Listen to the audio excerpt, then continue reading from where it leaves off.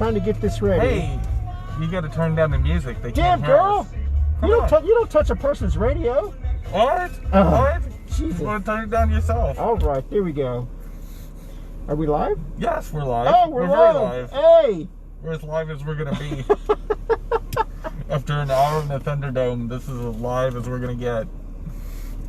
Good morning, good afternoon. I guess it's still morning, technically. This is the second edition of Two Queers in a Truck-ish. Because this week we're in the BMW, so... But it's definitely appropriate. We're two queers. We do what we want. Yeah, the truck is having its regular maintenance, so we had to take one of the cars. So, same concept, all kinds of stuff. So, well, welcome to our show, Two Queers in a Truck, and I'm Christian Cotto. Jenny-Jaymes again. Hello, how are you? We want to wish everyone Happy Pride. Happy Pride Month. It's Yeah. International Pride Month, of course, even though there's no prides going on, but pride's always in your heart, not in an event anyway. So it's more about getting out and helping communities. Yep. And you know, our pride started with, you know, the two first brick throwers, which was Sylvia Rivera and I just blanked on her name. I can see her face. And two communities of color, that two trans women that got out there and battled it out on the front lines in Stonewall. So, you know, so appropriate in this day and age. But this show is supposed to be more lighthearted, so hopefully we'll have a little bit more fun today and just make people smile a little bit. Hopefully forget about some of your worries while we drive around and just show you Charlotte or comment on things. As Christian's allergies are exploding.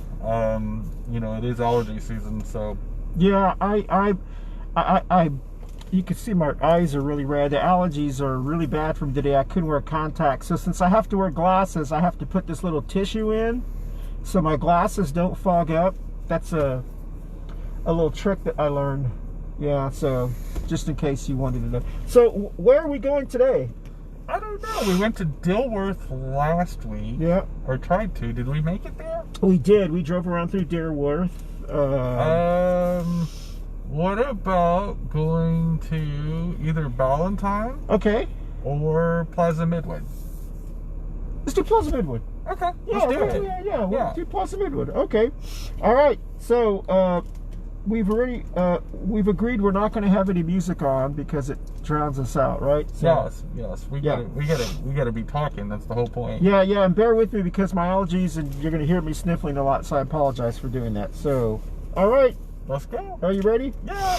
Here we go. Hold on, let me make my... I probably should be doing that since I'm the one that's risking her own life. Exactly. You know.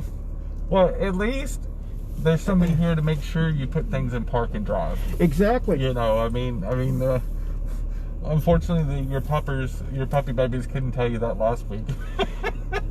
Do you remember last week we went out that way in my neighborhood and they were doing construction? Yeah.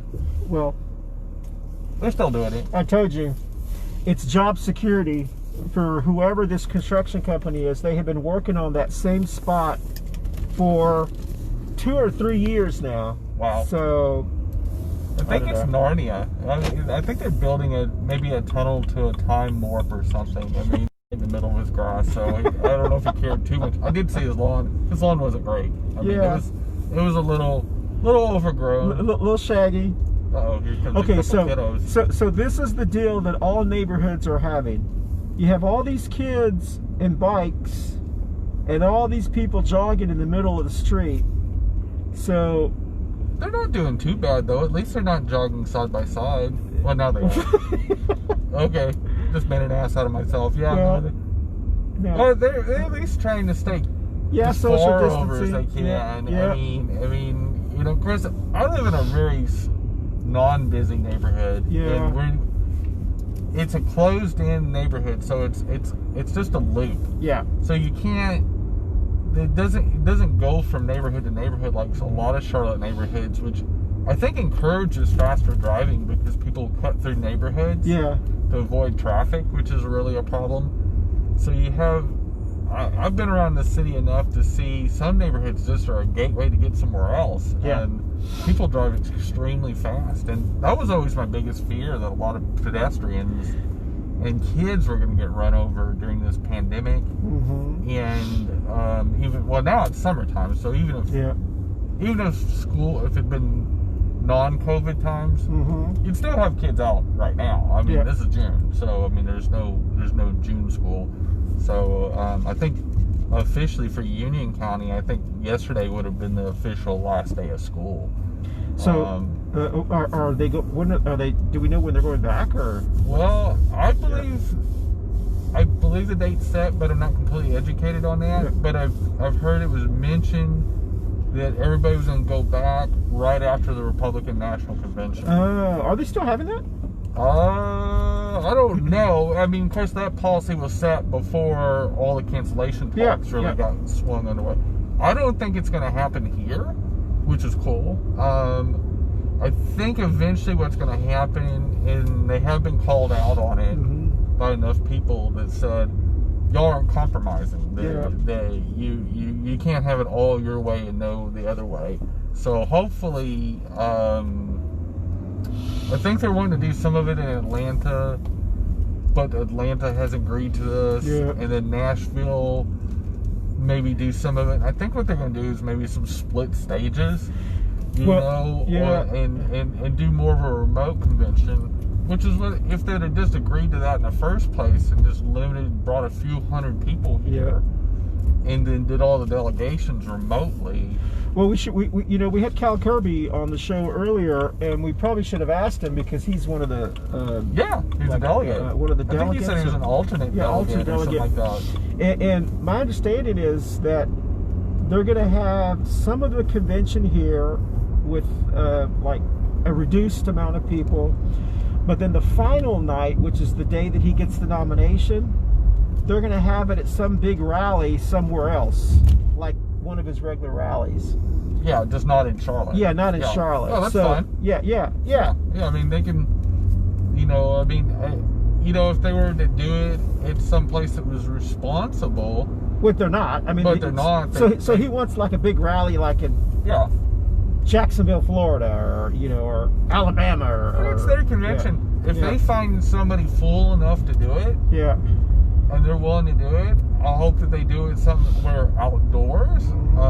I don't think it makes sense to do it in an indoor venue, and that's what they kept insisting on. That they wanted to do it in Uptown, that they wanted to do it in an indoor venue, and they wanted to bring in 17,000 people into a crowded venue.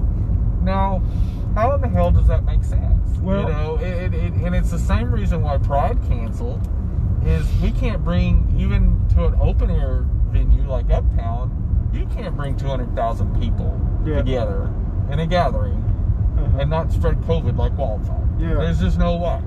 I don't care what time of year it is. Okay. And the Republicans wouldn't back off that with us. They were, I think, and I'm glad the governor and the city of Charlotte dug their heels in and said, no, we're not going to do that. We can't sign off on that. That's not responsible. I'm just going to stop a little bit so we can share. I'm trying to be safety first, so... get with me, since I don't have all of our computers here. I'm going to share our show. Let's see, that one there. Yeah, so we're making sure that we're promoting our show during our show. Exactly. Yeah. So this is how this is the height of professionalism. But what do you expect from a trash can show like two queers in a truck? Girl, if you are watching this, you got good taste. I mean, you got two fabulous human beings driving around Charlotte, playing on our devices. Talking about the Republican National Convention, even though neither one of us are Republican. But I mean, it just felt it was very childish. Like it reminded me of something of a junior high kid. Just, I want my party and I want it a certain way, and if not, I'll take my party somewhere else. You're not the boss of me. And it was just so silly that a bunch of grown adults were trying to force feed something that made no logistical sense, that no other city's going to do. So wherever they do it at, they're not going to do a full-on convention there. No, they're not. And They're going to require them to do certain things, and they're not going to allow 17,000 people to crowd into one building. I feel sorry for the people that are involved with this. Yeah. If they do that, I mean, because the odds are of all 17,000 people coming to a convention, an indoor convention, even a short-term rally, and not having COVID is almost statistically impossible. Yeah. You know, and they could catch it on the way. Well, you know, and if they fly in somewhere, they could catch it in the airplane, the airports. Yeah. And you know, it's just like, you know, the Legionnaire's disease from years ago. We learned a lot about that, and it's like, it's just crazy. But well, one of the things that people haven't really talked about, I know that everyone's been talking about how not having the convention is going to hurt the economy, and it's going to hurt which isn't true. Hospitality business, and this, and yada, yada, yada. But what really we haven't talked about, it's really going to hurt the sex trade business. Yeah, I mean, I guess anytime you don't have big events anymore, it's really hard for local sex workers. In all seriousness, one of the industries, and it is an industry, is sex work, which is, you know, sensual work, sexual work. You know, like dancers, burlesque dancers, you know, performers. And then people that actually do physical sex, whether it's BDSM or sex itself, has been greatly hurt because of social distancing. Yeah. So the only way sex workers have been able to work is do online cam work or do online shows. Like I've attended several burlesque shows recently online, and they're really good. I mean, they're fabulous. They're private shows. One of them was based out of New York, and they did this really cool Zoom call. And there were about 150 people that watched. Well, I mean, I was thinking more of the, we know that every time there is a Republican gathering, or not Republican, but conservative group, especially if it's more conservative evangelical or religious. Oh, yeah. We do know that whenever they have a gathering in a city, whether it's D.C. or wherever they go, that there is an increase in porn being watched on hotel rooms. We know there's an increase of activity at gay bars, escorts, and they actually have to bring strippers in from other cities just to keep up with the demand. Well, and they think a lot of them voluntarily do that because they know where the money's at. I mean, you know, I guess Missy G, aka Lindsey Graham, I wonder how she's going to do. Okay, all right, okay. Let's stop. Explain who. I didn't understand what that was all about. Who's okay? Tell us. So Lindsey Graham allegedly, it's not been proven yet. I don't know if the documents are out yet. They might be. I'm sure Anonymous might release this, which would be phenomenal if they do. Lindsey Graham, aka Missy G, which is her deep throat code name, just like Watergate. Goes by that term, and that's what all the male prostitutes, the male sex workers, dub her as Missy G. So that's the name that's the name they gave him. Yeah. Okay. Lindsey Graham. Lindsey Graham. Yeah, Okay. Lindsey Graham. Okay. Senate Republican from South Carolina. And so Missy G has them sign a non-disclosure agreement. Okay. So they are not allowed in any way, shape, or form to have sex with him for money and tell. Okay. So it's a no kiss and tell policy. But why would they follow that? Well, I'm sure it pays well. I mean, Lindsey Graham is a multi-millionaire. Okay. You know, and I'm sure. But wouldn't they make more money exposing him? Yeah, but then it'd be a one and done. Oh, you're right. Yeah. I mean, and no guarantee that would even be that scandalous. You know, I mean, the people that break scandals a lot of times don't make any money off it. You know, it's kind of like it. Just like Monica Lewinsky, it hurt her more than it helped her. It practically gave her a zero chance of any kind of normal career after that. And a lot of times, people involved with scandals end up being more of a social pariah or viewed as a social pariah. And you know, Lindsay being a conservative, being a very outspoken conservative, that the male prostitutes, the male sex workers that come forward, they're going to get intimidation put on them. They're going to get some thuggery and all kinds of hijinks done to them, because that's just what happens. Just like many of the women that testified against Kavanaugh got all kinds of threats and all kinds. Can you imagine how many homophobic redneck people from Lindsey Graham's home state are going to go after those sex workers? They're just they're gonna go. It's not worth it. I wouldn't do it. They're gonna go after them, and then they're gonna say, "Well, how much is it?" Yeah. Well, I'm sure that the quality. Oh my! I heard. I'm sure Lindsay, aka Missy G, probably hires top flight. I mean, any sex worker that's going to be willing to screen their clients so much that they're willing to sign an NDA, a non-disclosure agreement. You're talking about top shelf. This is not the red light district type sex worker. I mean, these are, and it is a profession. So sex work to me should all be legalized. It should, it's. I mean, sex is a social contract anyway. I mean, somebody buys you dinner. Well, I was going to say, first of all, let's not assume that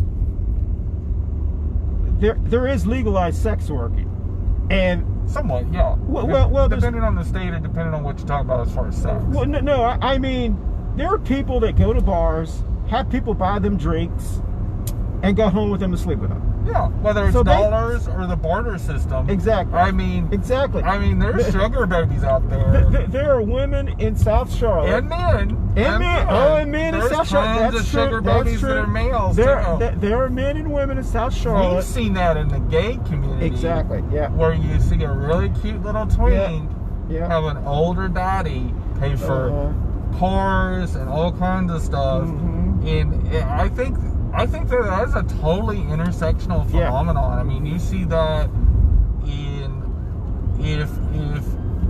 and so that goes back to sex being a social construct.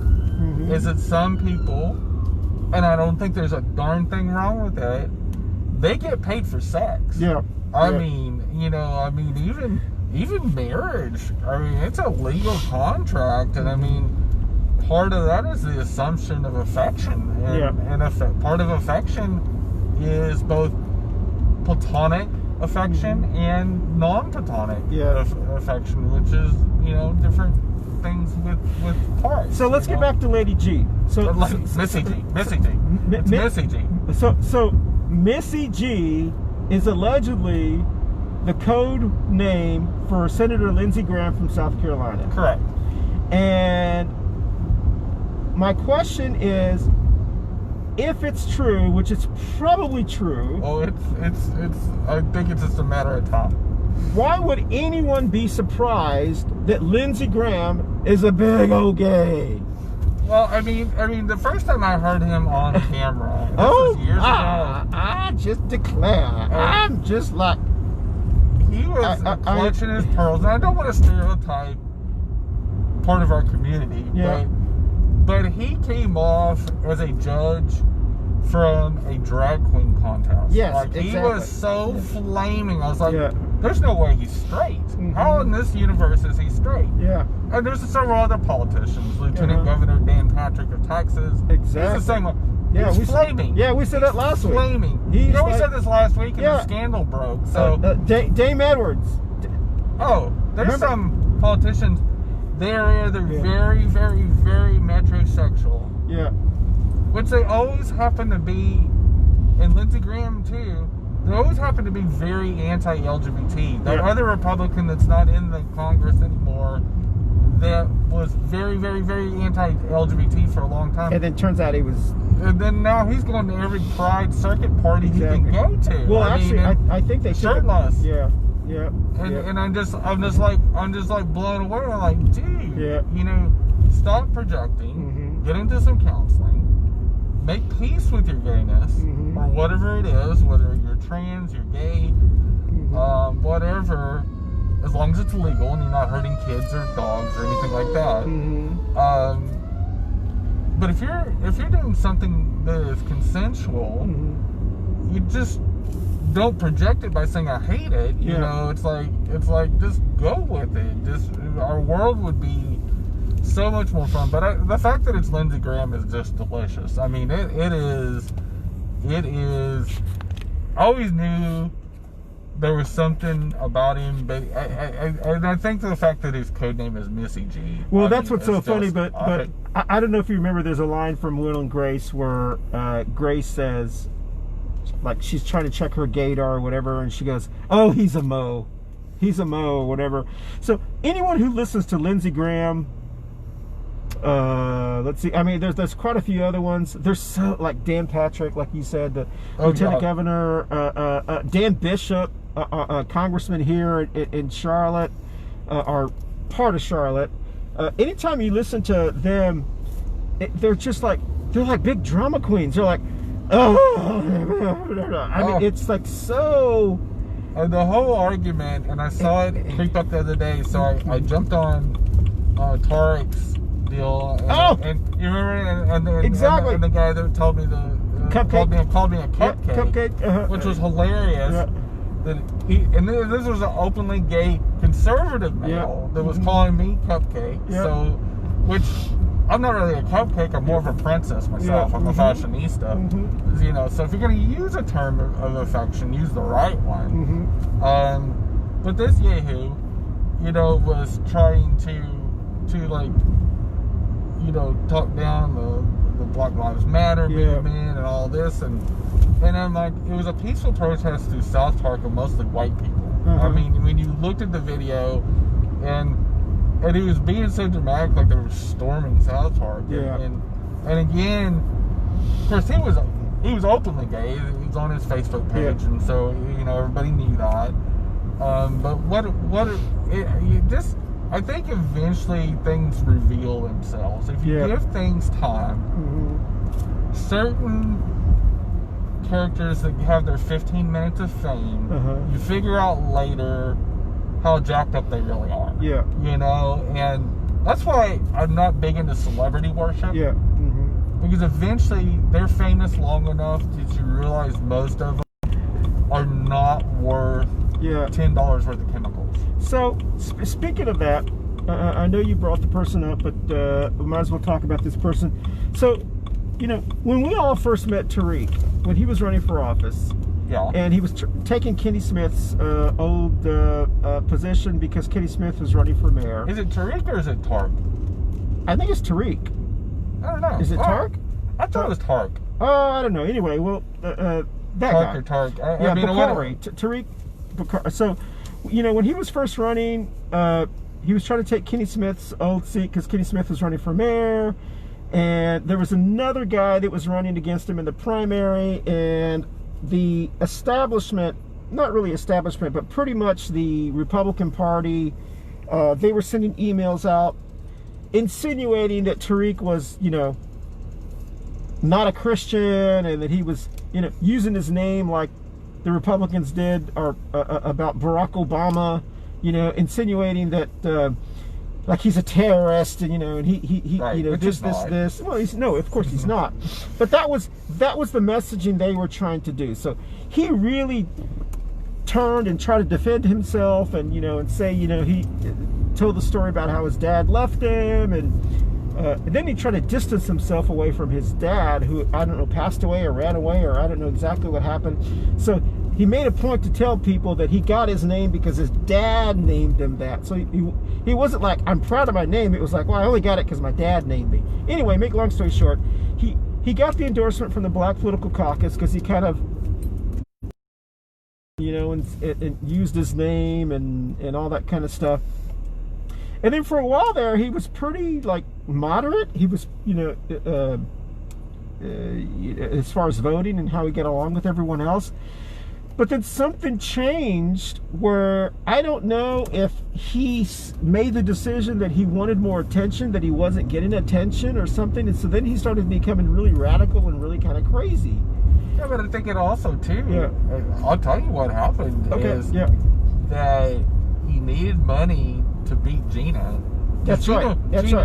And so all the really nutty conservatives like Bishop, Bathroom Dan, exactly, jumped on his cause, but they're like, okay, you got to be more radical like us. And money has strings, and they spent an enormous amount of money. There's no way Gina was going to be able to compete with that. Yeah. And she still almost won. She gave him a run for his money, and that was the first time she ran for office.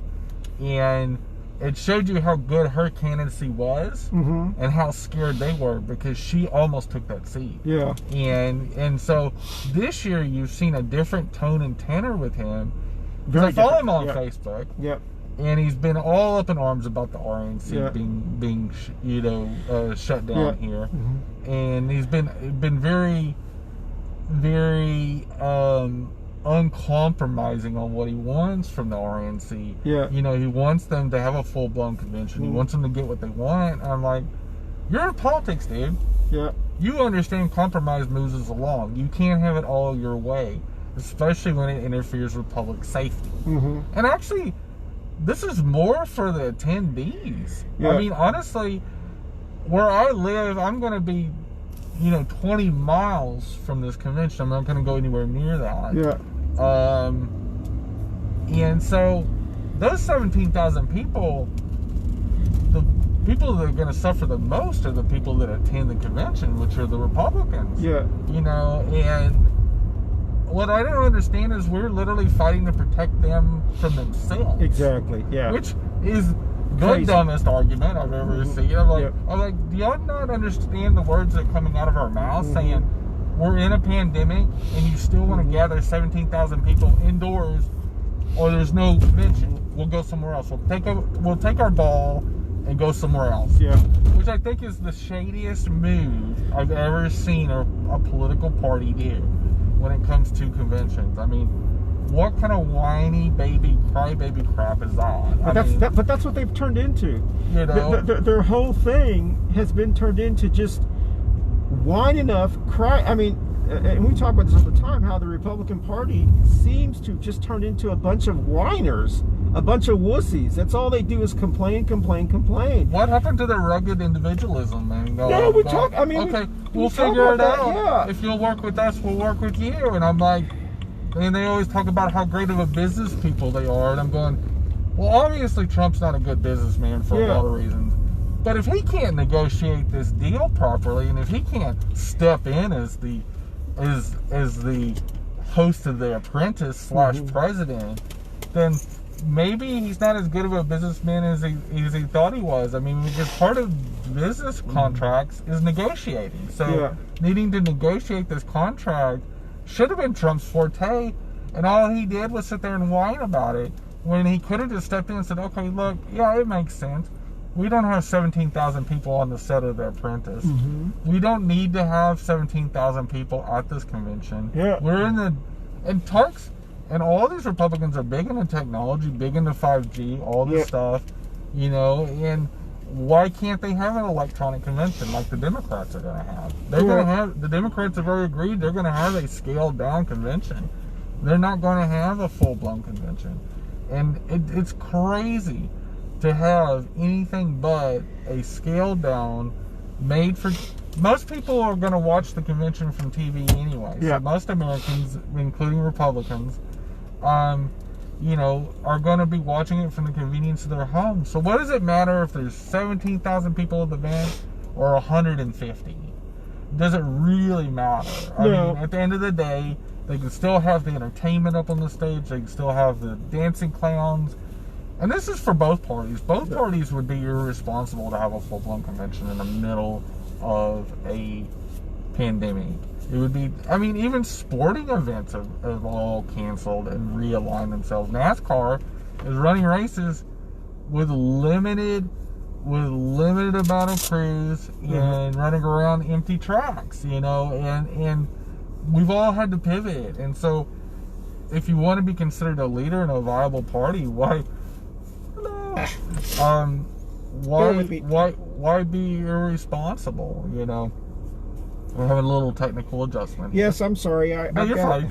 I got it.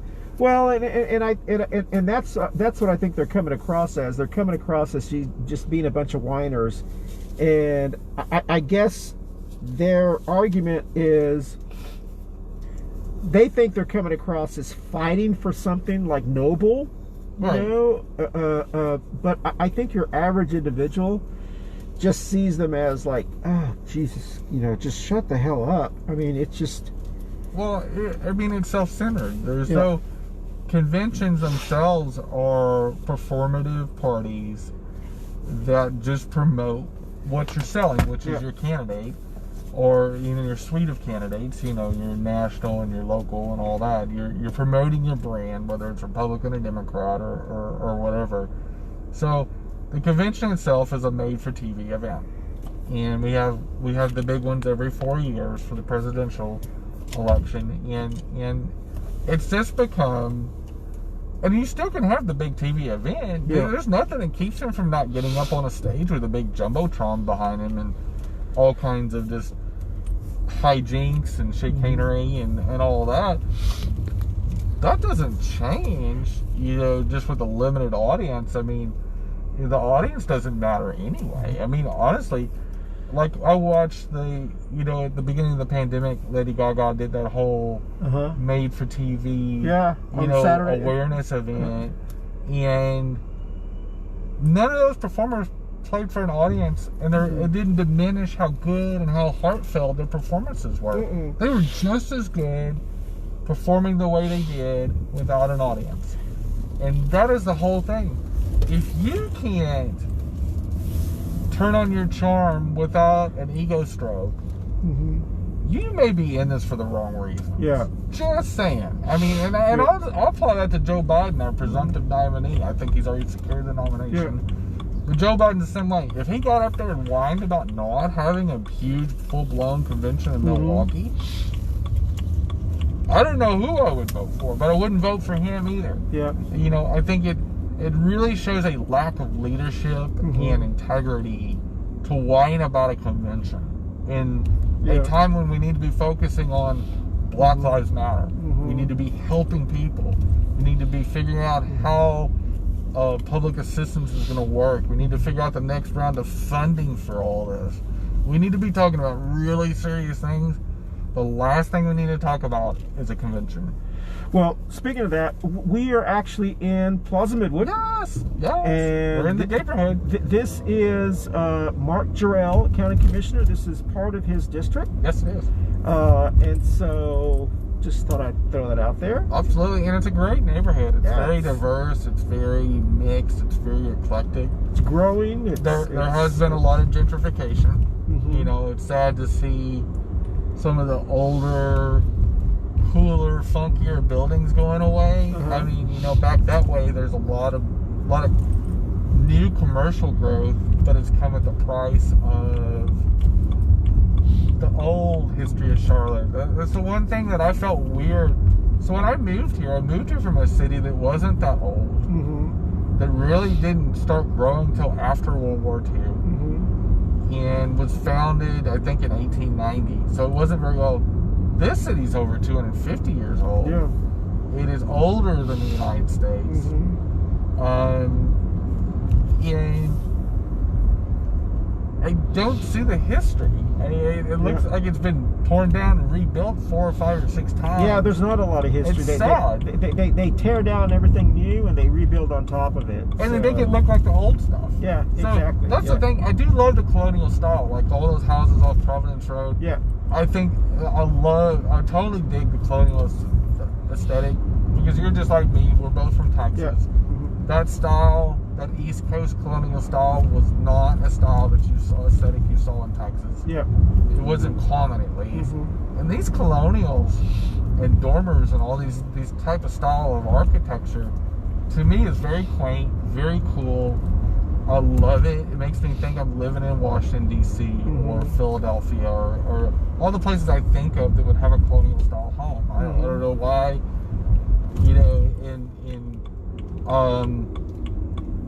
but I guess it's why we have the problems we do. We don't respect what is here. Yeah. So we are on Central Avenue, which is very diverse. We kind of past Plaza Midwood, kind of on the end. This is all a very diverse Doesn't area. Midwood go all the way to 74? That way, yes. Oh, okay, yeah. Yeah, I don't know which way I'm going. Yeah, 74 is that way. I think this might still be Plaza Midwood. I think it is. Yeah, it's so we're coming up here to East Boulevard or East. I guess it's East. I don't know if that's the end of Plaza Midwood and what it starts off at the other end, but yeah, because somewhere there's another neighborhood or another district that picks up as far as naming, and I can't remember. The name escapes me. yeah.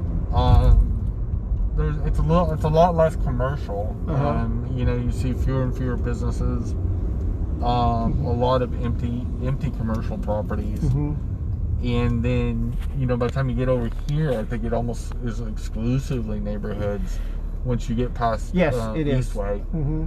And so becomes very residential, very still nice neighborhoods. I mean, I love these neighborhoods. So we have not thrown shade at anybody. Yeah, we did. We talked about Tariq? Lindsey Graham. Lindsey, Tariq. We've dropped a bomb on Tariq, Tariq, and the whole RNC. I mean, we've been bombing them. Pretty deal. I mean, we started to talk about the city of Charlotte and the gentrification too. I think that's quite a bit of shade, but I mean, How do you think the mayor did on Monday night at the vote? I think she did well. So did I. I think it was I think it was probably, since I've moved here 2 years ago, I think it's been her best moment I've seen her in. Yeah. I think you've seen her awaken more, a little bit more. She's not doing great, but she has definitely shrunk from the fight too much. I think this is the first time I've seen her actually step up. Yes. And I don't know if she got called out on it. I don't know what, because I know the meeting before that over the airport employees, she was horrific in that. Of course. And she failed those people. And quite honestly, she's been that way. She picked big business over 700 local Charlotte people. And you could tell the moment the argument to protect them started to go the momentum, she shifted it away from that council person. Yeah. Specifically, Matt and Winston were making great points. Oh yeah, French fries. What do you want? 2 large fries and a Diet Coke. Okay.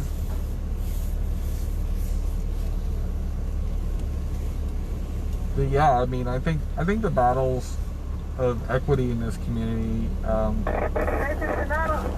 Hi, can I get 2 large fries, a Diet Coke, a McDouble, a McChicken? I'm sorry. I'm sorry.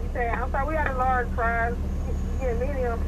Well, how about 4 small fries, Okay. a McDouble, Okay. a McChicken, Okay. a 4-piece McNugget, What kind of sauce? no sauce, Okay. a large Diet Coke, and a large unsweet iced tea.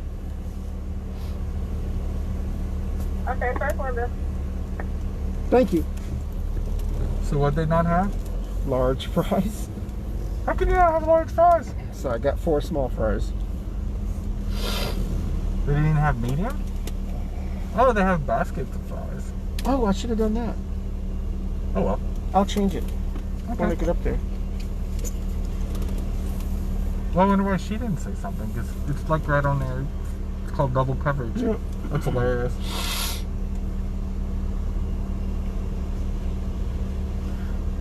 Bonnie said they're out of large fries. That's fabulous. We gotta eat. McDonald's? Drew said it sounds like a perfect buffet for me. Well, yeah, a lot of people don't know this if they don't regularly watch the coffee show, but I am vegan. Yes. I'm being a dirty vegan today because I'm eating McDonald's French fries, which I'm pretty sure they put crack cocaine in the salt mix. I'm not 100% sure. They're extremely addictive. It's just an amazing. I don't know. It's one of the few vices I have left. I've lost an incredible amount of weight since last August. I don't know the poundage, but I know that it's about almost 5 dress sizes. Huh. Does that just mean you're putting the dresses on tighter? No, I'm not. They're legit smaller dresses. Ruth is asking what's wrong with you. Me? He has allergies, Ruth. I have allergies, and my eyes are really bloodshot because of the allergies, because I had to take my contacts out. So, and I'm having a hard time putting this on, so it's all... He's been battling with the equipment. It's very complicated. And on top of that, we're not in the truck, too. So, yes. Last week's adventure of the truck magically slipping in gear with the dogs. So the truck is getting some TLC right now, and so we are two queers in a BMW right now, which is just as funny. In fact, it's actually more ironic that we're in a BMW. I mean, how fabulous is that? I mean, it's a beautiful car. 2 queers in a Porsche. We should have done 2 queers in a Porsche. Next week we'll do 2 queers in a Porsche. Unless we get Kyle to come on, because he ain't fitting in the Porsche. He ain't fitting in the Porsche. He's a big man. He's a big man. He's got a dad bod. Don't forget, what's our promise? Good. He looks good. You have a promise and I have a promise. Yes. Okay. No, I'm not making fun of his weight. I think he looks good. Okay, hold on. Let me change this. Ma'am, do you have the fry basket? Yeah. Okay, can I also get a fry basket? Okay, you want to add on a fry basket? Yes, ma'am. Anything else? That's it. All right. So Ruth says we have some vapor rub for you. The vapor rub does fix everything. No, thank you. But it's for my eyes. There's something. Look at yours. Don't be a wimp. There's something that just bloomed that is not agreeing with me, and I happens 3 times a year. Three times. Traced. Not one. You actually sound less Latinx when you try to say Spanish words. I've noticed that. I end up sounding like John Wayne or something if I try to speak Spanish. The same way I took French in high school and I heard the playback of my voice, I sounded terrible. I was not meant to speak another language. I barely can speak English actually.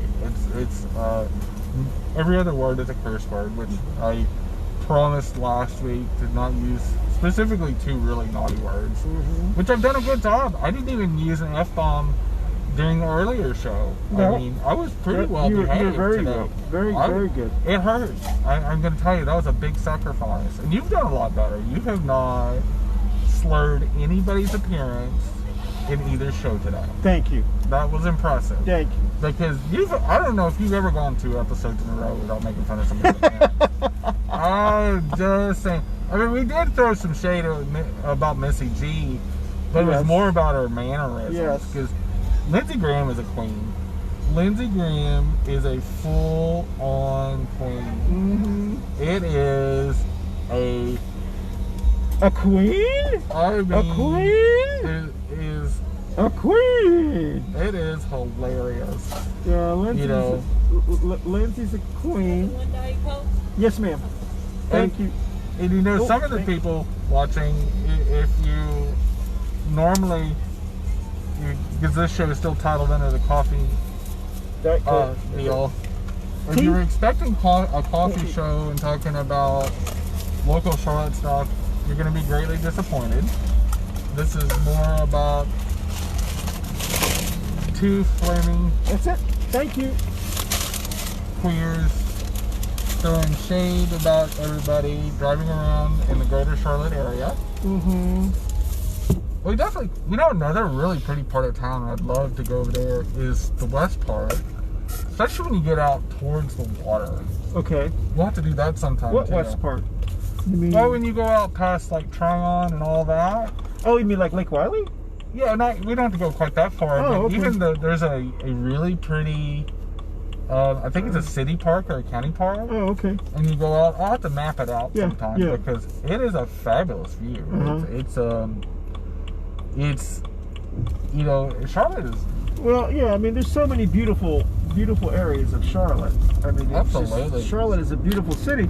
The problem is, only certain parts of the city is really taken care of, as far as like we noticed up on Colony Road or Providence Road. Only certain parts of the city are manicured as well as. We're in the Plaza Midwood Gator area. So we went to in Pride Month. We went to primarily the neighborhood. Yeah, as it's called. You know, and some cities have more well-defined neighborhoods than others, but Charlotte's probably unofficial neighborhood is Plaza Midwood. I mean, if you ride around, you'll see more rainbow flags in that neighborhood. You see a lot of Pride. Pride's headquarters is based in Plaza Midwood. I don't know why we don't have the parade down in Plaza Midwood, which I've never quite understood that. Yeah. But I guess maybe they're afraid that Central Avenue wouldn't be able to support it the way Uptown would. Why? I don't know. Yeah. I don't know. You'd have a lot more businesses that would be visited and stuff, you would think. I don't know. Or maybe they think because it's Uptown, that's the place to be. I guess. There's a glamour and a glitz to our Uptown. I mean, our Uptown is beautiful. Yeah. I mean, of course it is. Yeah. There is, you know, and you have the large parking garages, you know, so if you're going to bring 200,000 people to an event, it does have the infrastructure for people to park. I don't know where they would park in Plaza Midwood. Yeah, that's a good point. So So it's probably, I think part of it's probably the glamour, and part of it is probably because Charlotte Pride has grown into the largest event of the year for Charlotte. Yeah. And it is a phenomenon. I mean, the city really does support. I mean, and when I say the city, I mean the whole culture, businesses, nonprofits. You see political parties out there. Everybody but the Republicans. The Republicans are the only ones that consistently don't have a booth out there. Yeah, and I'm shocked that even the young Republicans won't march in the Pride Parade. Yeah, I'm disappointed. Yeah, because it doesn't mean that you have to be gay to be involved with Charlotte Pride. No. You know, you can be an ally too. Yeah, well, but I mean, I agree. I mean, I mean, we've all said this before that I miss the Republican Party. I miss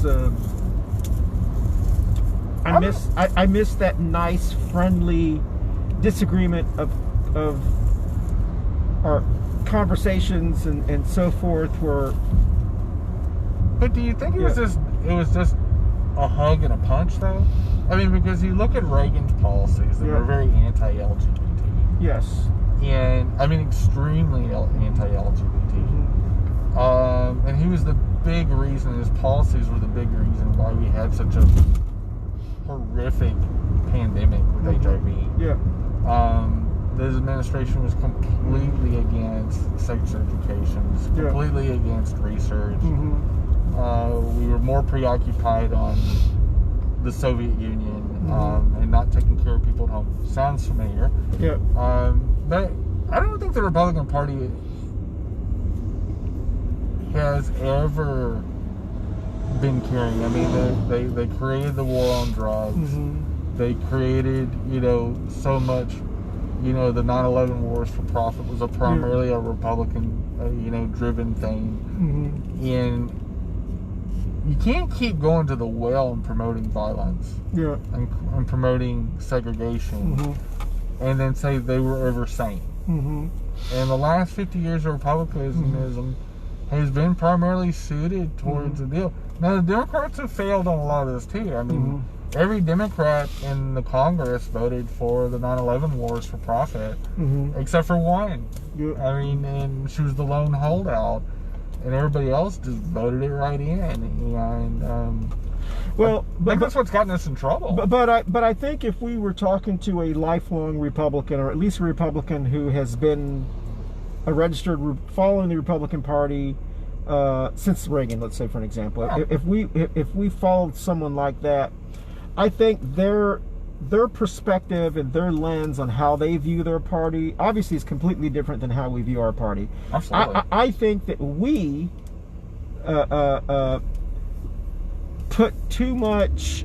I think the things that we think that they focused on, they don't see themselves as focusing on those. They see themselves as, I didn't really care about your sexual preference. I don't really care about, not sexual preference, sexual orientation. I don't really care about that kind of stuff. They see themselves as really just focusing on certain issues. All the other stuff is some of the other radical people in their party. You know what I mean? And so I don't think that, and that's why whenever we ask, I don't know how you can be Republican and support this, because for many of them, those issues aren't important and they're not make or break issues. But Does that make sense? But that's not true. Okay. Well, I mean, that's totally not true. Okay. And conservatives in general, which make up the bulk of the Republican Party, they've cared about that for a long time. Now, in this day and age of social media, we're able to out them a lot more. Yeah. We are able to capture more of their words, more of their thoughts. We're able to show every anti-LGBT, legislation that comes up in every state house, and we're able to isolate the fact that in the first few months of 2020, 44 anti-LGBT bills got put on the docket in the first 40 days of this year. Okay.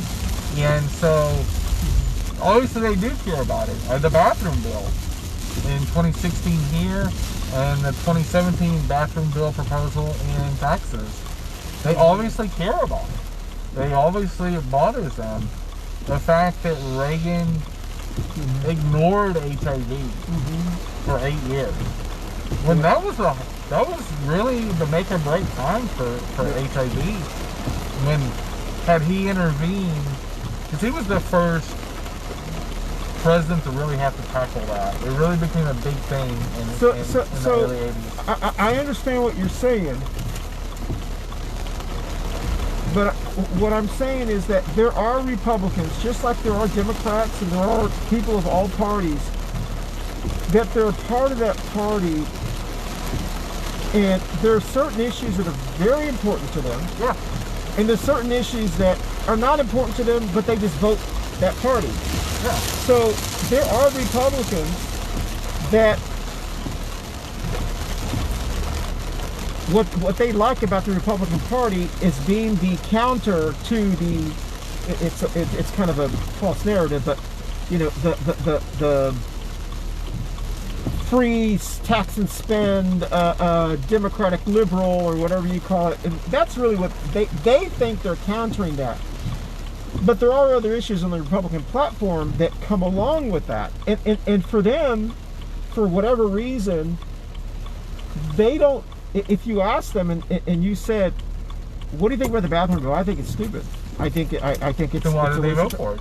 Well, they didn't vote for it, but the people that they voted for it because my understanding is, in their mind and their justification, they see that as that's the cost of doing business, if that makes any sense.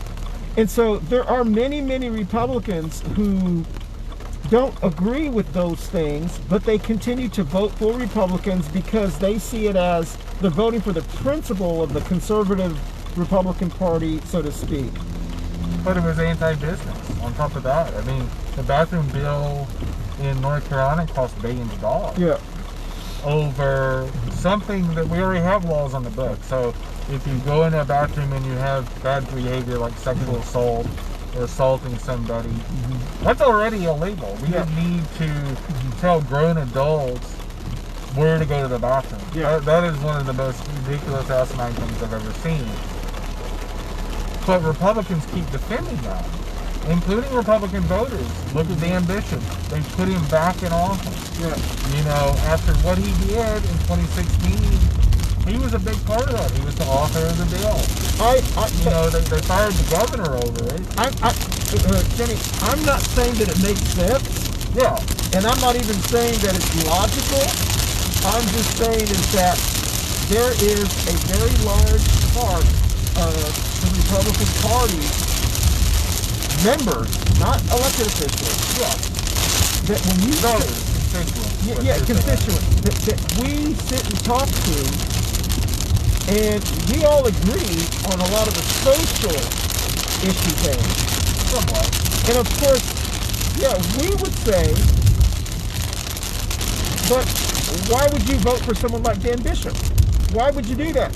And in their mind, which doesn't make sense to me, but to them it makes sense, I guess, for some reason. In their mind, they didn't vote for Dan Bishop because of what he did against the gays. They didn't vote for Dan Bishop because of this, or this. They voted for Dan Bishop because they know that he's going to fight, if needed, for a conservative fiscal value. But where's the proof in that? So that's my whole thing. Yeah. So I hear what you're saying, but literally none of that's true. Yeah. Okay. And so the Republicans have been very irresponsible financially. Okay. The only reason I'm saying all of that is because at the end of the day, you're right. Whose job is it to convince them or to get their vote or whatever? And what I'm saying is that in a small way, it's Democrats' fault, because we have to say that, like what you said to them. We have to say, this is why you're saying you're voting. This is why you're saying, but it's not happening. Yeah, and so we have to say, we're willing to do this, and this, and let them say, okay, fine. As long as I know you're going to stand for me, I don't care about the social issues. I don't care about this. I don't care about whatever. That's fine. I'll give you a chance or whatever. And that's the one thing that I don't think that we do enough. Is because I think we don't build on our successors. So, Clinton actually balanced the budget. Yeah. After 12 years of irresponsible military spending by Reagan Bush. Same thing with Barack Obama. Obama inherited a country with out of the size war spending. Yeah. And very irresponsible spending in general from President Bush. Yeah. And in both cases, it's been Democrats coming in and rescuing our country from black Republican values. Yeah. That goes back to 1980. Yeah. And they talk about economy, they talk about responsible government spending. They've literally done none of that since 1980. Every Republican president has been a tax and spend person. And we've got to do a good enough job telling people that. Clean that up. Yeah. And what was one of Clinton's big taglines? Yeah. It's the economy stupid. Yeah. George Bush Sr. and Reagan destroyed this economy. Mm-hmm. They did not rescue this economy. It was still double digits. Okay. So this is what I'm saying, and you and I have had this conversation many times. But what I'm saying is, so for an example, when Dan Bishop was proposing the bathroom bill, it was attacked by the LGBT community, by our community, as homophobic, as it was attacked from our lenses. Right. Our lenses have absolutely no impact on a moderate Republican or a fiscal Republican. Those issues are not important. They're important to us, and they may. But here's the problem: is that how you word things is the problem. No. There is no physical responsible Republican. Oh, okay. All right. But there is no. Okay. Well, they believe they are. Okay. They believe they are, but they're not. Okay. All right. Well, that's the. So we have to quit using that verbiage. It's just like when we would slander our own candidate in Hillary. Well, she's the best of two bad choices. We got to stop wording stuff like that. We got to stop.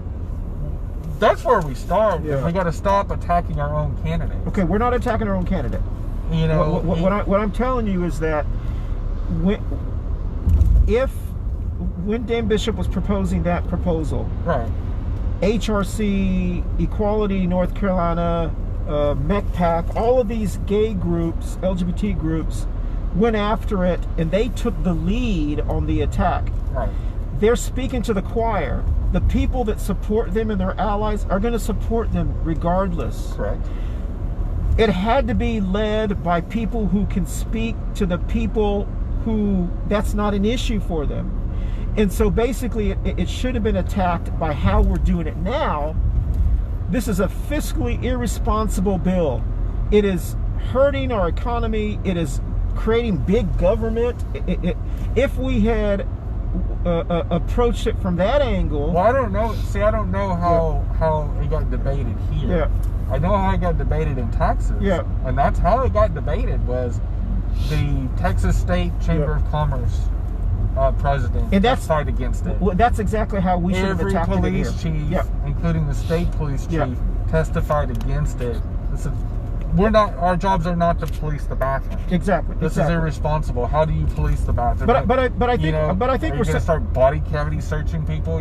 But I think we're saying the same thing. I mean, and we did not do that here, and because there are sometimes, and sometimes sometimes our gay community, our LGBT community, we feel like we have to be the lead on every single fight that's about LGBTQ. We have to be involved because it impacts us. Right. But strategically, sometimes we need other people to take the lead on our issue. Well, again, I don't know who. I didn't follow. I didn't know about the bathroom bill here till it had already been approved. Yeah. And so all of a sudden, overnight, I saw this thing that happened in North Carolina, and like a pit in my stomach hit me. It's like, oh my gosh. You know, it was one of those really shady things. But you also had a Republican supermajority at that time in the state house, which has been broken, and now we have a Democratic governor. Which, at the end of the day, that's why Bokhari got fired. Yeah, well, and so obviously voters do care about it when it becomes an issue, and I think. Yeah. Well, I think they just had the supermajority and they had a Republican governor at the time, and it didn't matter what we argued at that time. It was gonna pass through because it was a big hot button with McCrory. It was a big hot button with Republicans because they'd already lost on marriage equality. Yeah. So the next shift they had was against the transgender community. Yeah. They're like, we can't win this one anymore for a while. Well, I mean, the Supreme Court's spoken. Yeah. So then they shifted and go, well, the transgender has very little support, or at least they thought. Yeah. And they found out wrong. They gambled and lost.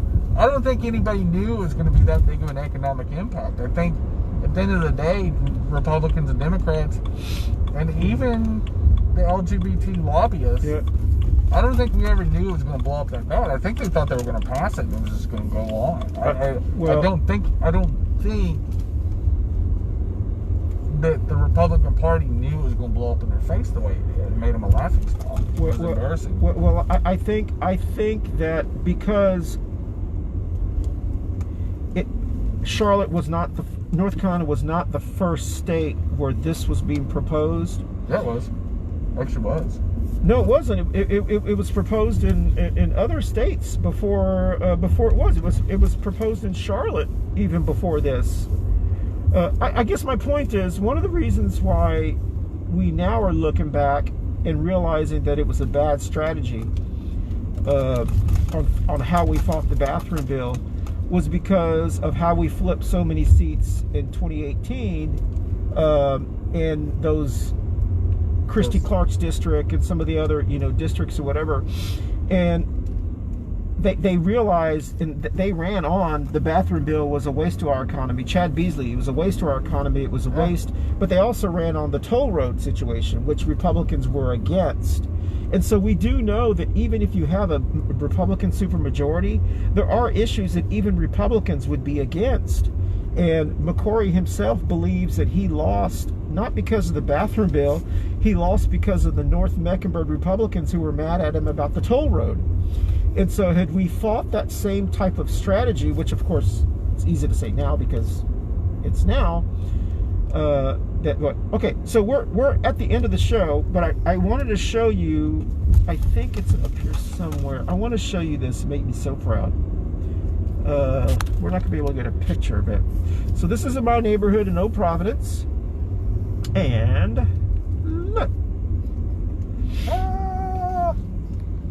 How cool is that? That's wonderful. One of my neighbors has a rainbow flag and a Black Lives Matter sign and an American flag, And that is just really, really neat. That's a great way to end this show. Absolutely. I mean, at the end of the day, Yeah. I think, you know, and it was just like the old Rainbow Coalition in of the 80s. And I think all of our communities need to pitch in and help, you know, especially with the Black Lives Matter movement right now. I think in this history, we have an opportunity to really re-examine in this post-COVID world. I think it's really an opportunity to look at the world a different way and start dismantling the problems, the institutions that have created all these disparities between, you know, Americans, and we have a lot of work to do. I think the 21st century has finally began, and I think there's just a lot of things we need to fix that we just didn't fix the first 20 years of the century. So we just kind of played it off. Hey, we're America the Great. We got all this money. Everything's fine. We just don't want to talk about it in the Southern way. You know, like, bless your heart. We just don't want to talk about it. And now we're finally realizing it's caught up to us. Exactly. Well, listen, it's been a great show. Yep. We drove through Plaza Midwood. We got our typical Wednesday snacks, very healthy snacks. And I guess, are we doing this next Wednesday? Yeah, we are. All right. So No. we will see you next Wednesday on Two Queers in a Truck, and we may actually be in the truck at that time. So we may even have a guest. Yeah, we may even pick up a guest with a mask. We won't kidnap them, though. We promise. We'll do it ethically. And for everyone who's been waving at us, we're not Uber. So... Has people been waving at us? I don't know, I'm just saying. Oh, no, but we've had a few highs. There's been a few. Eddie. That's right. Vonnie. Several of my friends have been viewing. Maya's watching my friend us. Shane Thank you. from Amarillo. Ruth has made several comments, including the Vic's comments, which are hilarious. Vic's fixes everything. But look at my eye. It is so red. Just rub some Vic's in it. No. It'll kill it all. Might not be able to see for a week, but it'll be okay. That's right. All right, y'all. Thank you. Y'all be safe. Happy Pride Month. Happy Pride.